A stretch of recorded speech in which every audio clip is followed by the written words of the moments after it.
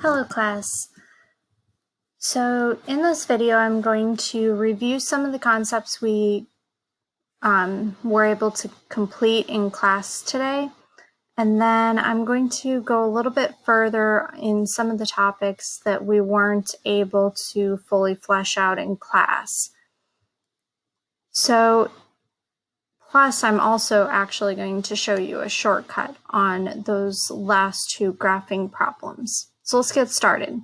If you don't have the notes up here at the top talking about the different forms of linear, or the standard form of the linear equation, make sure you pause the video and get those written down. We are going to look at number 1 here really quickly. So our equation in number 1 was y equals x. In order to get our table for the equation y equals x, we ended up picking random values here for x, sort of random. We did need to stay inside our constraints. The graph starts here at -6 and then goes to a +6, so the -2 to +2 are just going to be in that range. And once we picked our x values, we substituted them into our equation. Wherever I saw an x here, I wanted to replace it in this equation with the x values that I chose. So first I replaced the x, y equals -2 was my first x that I was replacing. And I got out a y equal to -2. And that makes sense because the equation says that my y was going to be equal to my x. So whatever x value I chose, I should have gotten, and I did, the same y value. So my x equals my y. And then we can plot those points. This corresponds to the point -2, -2.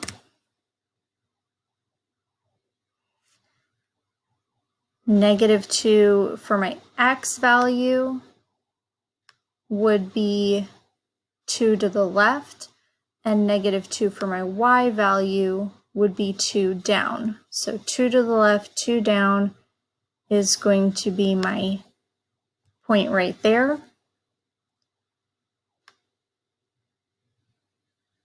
And I'm going to graph the rest of these points.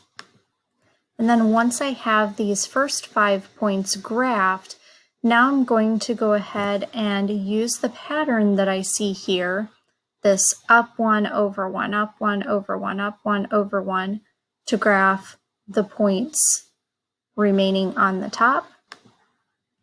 Okay, and then I can go ahead and do the same thing for the bottom. Okay, now that I have all of these points graphed, I have a very easy job of drawing my line with the 2 arrows on either side. I just use a straight edge to create a line and making sure that that line has an arrow on both sides to show that it keeps going. Now this line represents all of the solutions where y and x are equal.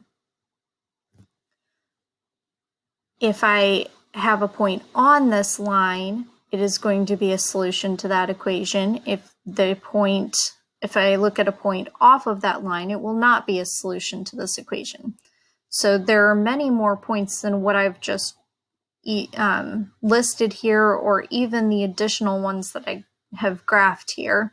There's all of these up to the top and all of the ones that keep going, but I also have points here that I never did do anything with my calculation that would be fractions. So -1/2, -1/2 would be a solution because it lies on that line. Anything that is part of that line is going to be a solution. Anything that's not is not.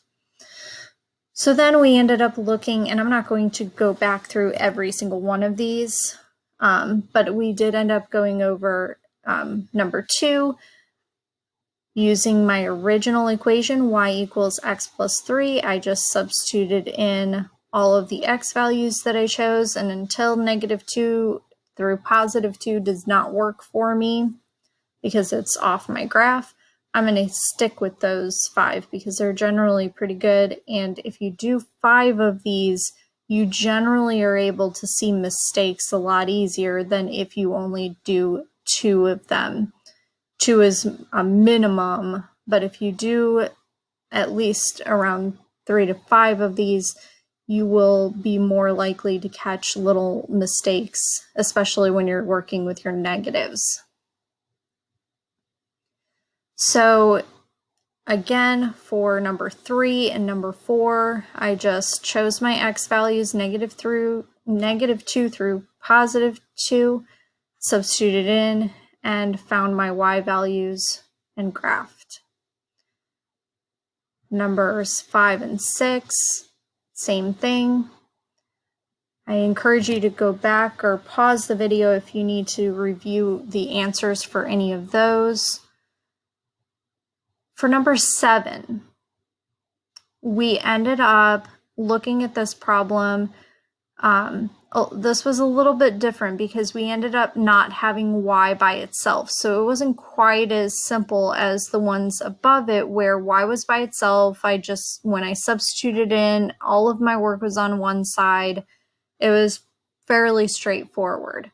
Well, number 7, y is not by itself in the original equation. So when I substitute in the -2 through +2, I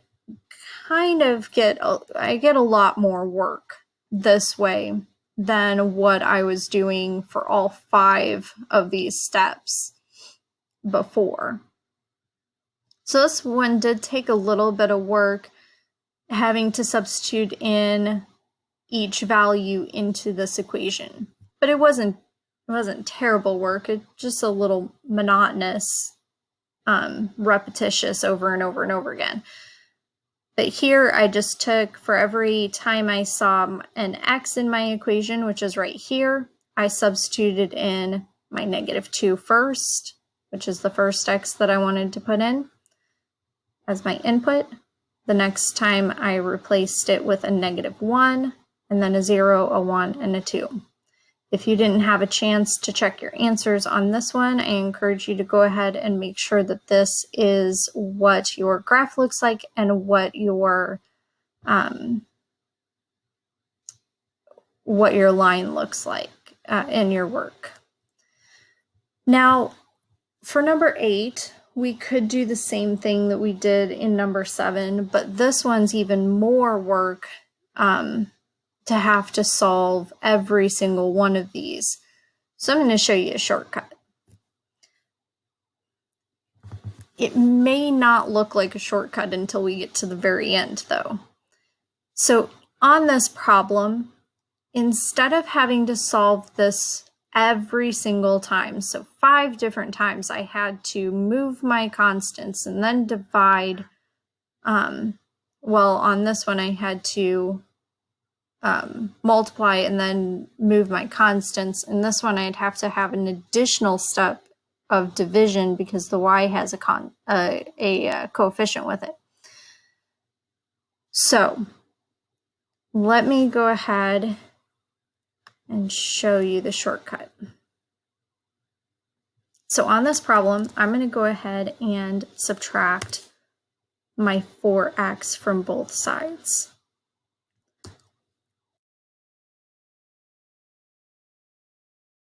What I'm working on is trying to get this equation to look more like its counterparts up here, where y was by itself.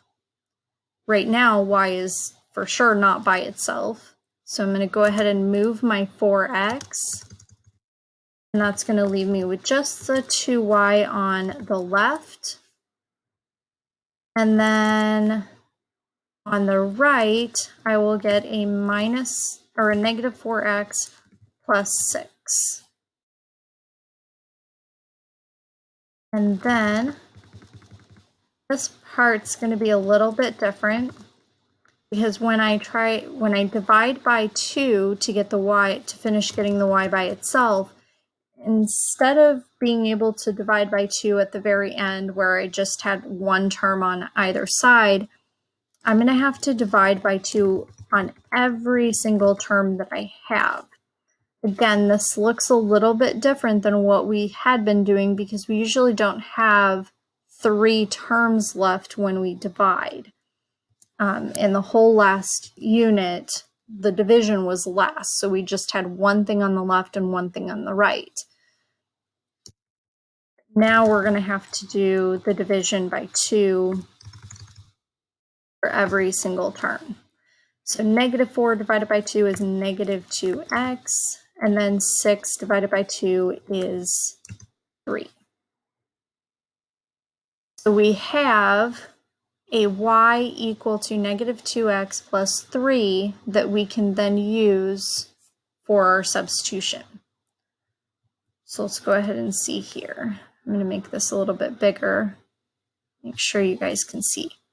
So I have y equals a -2x plus 3 is what I'm going to end up using to do my substitution. So here, I'm going to substitute in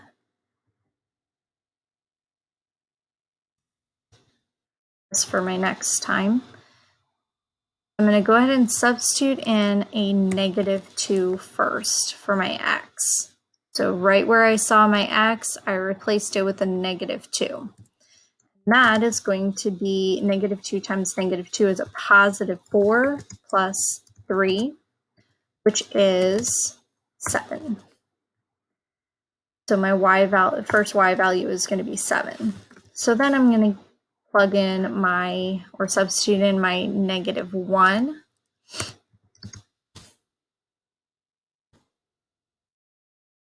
And then -2 times -1 is a +2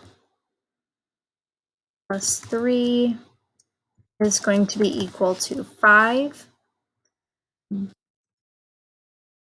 For my next value, I want to substitute in a 0.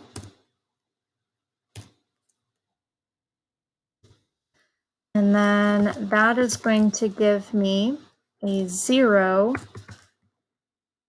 plus 3, which is just 3. Two more times here. So now, finishing my substitution, I get a value of 1 and -1 for my last 2 terms. This to me is quite a bit easier than having to solve every single time the equation, but it does take a little bit of getting used to. We had to do a couple of things different this time than we normally do. When we moved our 4x over, we were not able to combine like terms because the 4x and the 6 are not, one has an x and one doesn't. These are not like terms. I can't combine them through addition or subtraction. The next thing that I had to remember was that dividing by 2 here, I have to divide by 2 for all of my terms. Otherwise, I won't end up with equivalent statements. This equation up here is going to be represented by the same line and the same solution set as this one down here, which is the whole point of doing this. Then we can go ahead and graph these, and then we will get a -2, -7 is actually going to be off my graph just a little bit up here. You can skip anything that goes off your graph if you would like, and then -1, +5, 0, 3, 1, 1, and then 2, -1, and then I can use my pattern, which is showing up as over 1, down 2, over 1, down 2, or down 2 over 1, down 2 over 1, down 2 over 1, so on and so forth until I run out of graph, and then I can graph my line. There's one last thing that I need to go over, and that is going to be problems 9 and 10, and you will finish 11 and 12 for homework on your own. So question number 9, I have y equals negative 2x plus 5. So then for this next problem, or for this problem, I need to substitute in the ordered pair that they gave me. So I'm going to go ahead and input my x value. That's the one that I always want to start with. My x value here is going to be negative 2. They said my x value here is negative 2, and I'm trying to see if this ordered pair works. So I'm going to go ahead and solve for my y and see what I get. They are telling me that my y value should be a 7 in the end, and we will see. So negative 2 times negative 2 is a positive 4. Then y equals 9. Now I got something different than what they said that I should. So as far as whether or not this is a solution to this equation would be a no. I put in a negative 2 and I got out a 9. They said that I should get a negative 2 and get out and put in a negative 2 and get out a 7, and that's not what happened. So negative 2, positive 7 is not a solution to this equation here. So let's go ahead and try number 10. This time, my x value that I'm putting in is a positive 1. So I'm going to go ahead and see what I get as my y value and see if the y value that I get out is the positive 1 that they are telling me it should be. So 4 times 1 is 4, minus 3, y equals 1. That would give me a yes. This is a solution to 1, 1 is a solution to this equation. So go ahead and try numbers 11 and 12 on your own, and maybe even try number 7 on your own using our shortcut. So try to manipulate the equation so that you have y by itself, and then try solving that again and see if you would prefer to do all of this work or get your y by itself first and then fill in the table. Okay, so I'm going to go ahead and check on Thursday whether or not you have numbers 11 and 12 done, and ask you questions about the shortcut. So have a great afternoon. See you soon.